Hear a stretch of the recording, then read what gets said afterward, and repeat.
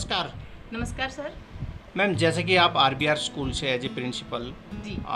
बात करते हैं कोविड-19 का दौरान जो 1.5 साल का जो समय रहा है, जी सबसे पहले तो ये बताइए कि आपने इस समय में क्या सीखा? सर, बहुत कुछ सीखा। सबसे पहले तो सभी को नमस्कार।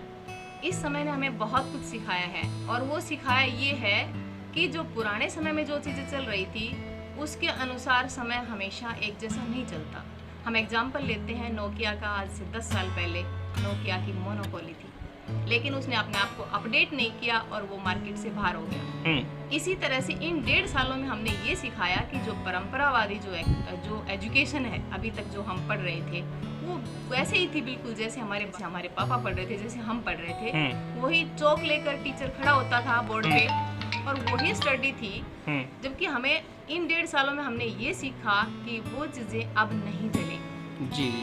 तो मैम, बात कर रहे हैं स्कूल अभी लग चुके हैं, और तो दूसरी बात ये है कि अभी बच्चे आपके स्कूल में आने लगे 9th से 12th क्लास तक के। जी। तो इन बच्चों को सबसे पहले की ये बात आती है कि बहुत सारे बच्चे इधर उधर हो गए, माइंड भटक गया उनका। जी। तो कैसे आप उनको कवर कर पाएंगे? सर, निश्चित तौर पे पेरेंट्स से बात करेंगे, क्योंकि बच्चों ने अभी जो खाली समय था इसके अंदर मोबाइल के साथ वो छेड़छाड़ की है, वो चीज़ें की हैं जो उनके लेवल की नहीं थी। और बच्चों को ये पता है कि स्कूल में जाएंगे तो वही दबाव अब हमारे ऊपर फिर से आएगा। जैसे कि बात कर रहे हैं मैम स्कूल की सेफ्टी को लेकर के, इस तरह के कोविड-19 की सेफ्टी को लेकर के क्या कुछ आपने व्यवस्था बनाई हुई है बच्चों के लिए? सर, एज गवर्नमेंट के जो नॉर्म्स हैं बच्चे और स्टाफ दोनों के लिए? जी, बच्चे और स्टाफ के लिए एज गवर्नमेंट नॉर्म्स है बच्चों के हैंड सैनिटाइज करने, आसपास सराउंडिंग एरिया को सैनिटाइज करवाना, और बच्चों के मास्क वगैरह प्रॉपर होना चाहिए। उनके जो टेम्परेचर है वो भी नापना है, ऑक्सीमीटर से उनके ऑक्सीजन लेवल भी मापना है। वो सारी चीज़ों की जो व्यवस्था है वो दुरुस्त रखना।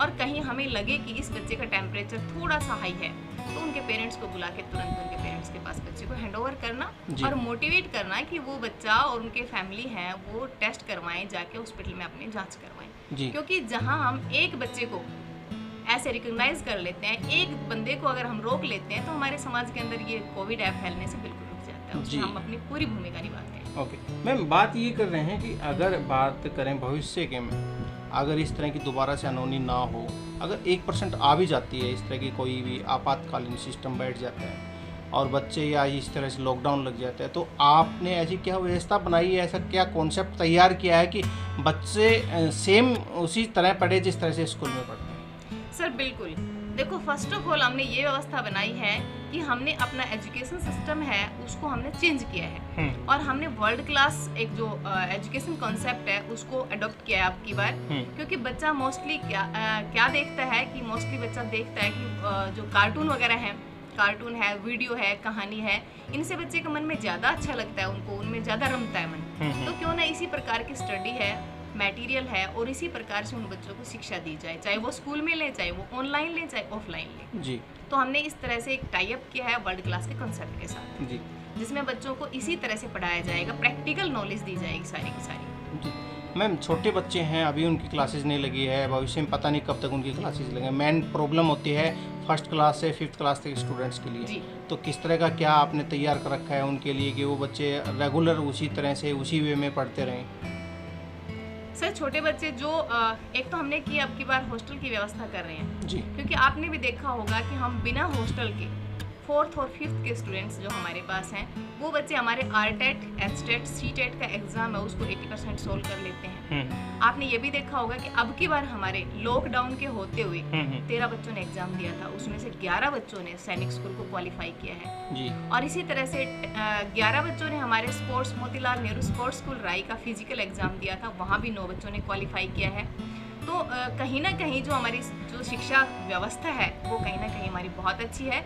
हम ये चाहते हैं कि अब की बार हम हॉस्टल दे बच्चों को, क्योंकि वो पेरेंट्स जो चाहते हैं कि मेरा बच्चा एक अच्छे माहौल के अंदर पढ़े, तो हम लोग RT-PCR टेस्ट करके बच्चों की एंट्री करवाएंगे। हमारा जो स्टाफ यहाँ पर रहेगा वो भी टोटली कोरोना से बिल्कुल अवे इसी तरह से रहेगा कि उसका बाहर का आना जाना बिल्कुल भी नहीं रहेगा और बच्चों को एक अच्छी व्यवस्था दे पाए हम।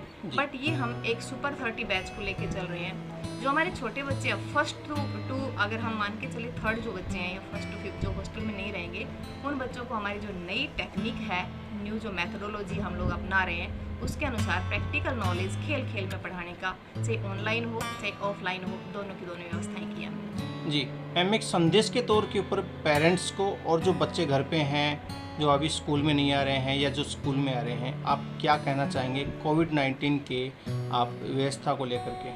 सर, मैं यही कहना चाहूँगी कि पेरेंट्स जैसे स्कूल है अभी तक बंद कर रखे थे, लेकिन पेरेंट्स क्या घर पे नहीं आते हैं? क्या पेरेंट्स मार्केट में नहीं जाते हैं?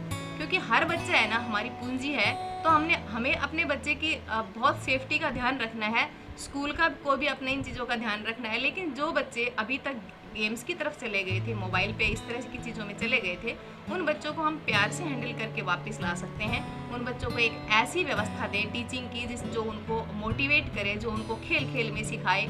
अभी तक वो कार्टून देख रहे थे सिर्फ इंटरेस्ट के लिए, अभी कार्टून के माध्यम से उनकी पढ़ाई भी हो, तो निश्चित तौर पे जो टीचिंग का मेथड है उसको चेंजमेंट जो हमने किया है उसके अकॉर्डिंग पेरेंट्स भी अगर थोड़ा सा जागरूक होते हैं, अपने बच्चे को थोड़ी देर के लिए पढ़ाते हैं और अपने बच्चे को मोटिवेट करते हैं, यू कैन डू बेटर। जी। तो एक तो हम बच्चे को कहते हैं कि तू कुछ नहीं कर सकता, कुछ नहीं कर सकता, इससे बच्चा डेमोलाइज होता है। लेकिन उसी बच्चे को अगर हम प्रमोट करें, बेटा यू कैन डू एवरीथिंग, तुम बहुत अच्छे बच्चे हो, तुम बहुत कुछ कर सकते हो, तो वो बच्चा निश्चित तौर पे आगे आएगा। एक बात और कहना चाहूँगी कि पेरेंट्स कई बार क्या कहते हैं कि बच्चे की जो नेगेटिव बातें हैं ना, कि आपके दादाजी आए थे, आपके मामा जी आए थे, फूफा जी आए थे, उसके पैर नहीं छुए, आपने उससे बात नहीं की, आपने उसको नमस्ते नहीं किया। हम लोग सारे नेगेटिव पॉइंट्स तो बच्चे के साथ शेयर करते रहते हैं, बट बच्चे ने एक बार कुछ अच्छा किया, इवन सिंगल टाइम, तो हम उस बात को इग्नोर कर देते हैं। अगर आपका जो नन्हा सा बच्चा अगर एक चीज़ भी अच्छी करता है तो उस चीज़ को बार बार बच्चे को याद दिलाइए, वो बच्चा निश्चित तौर पर आगे आएगा। जी जी, बहुत बहुत धन्यवाद मैम आपका हमारे साथ में जुड़ने के लिए। जी सर, थैंक यू मैम।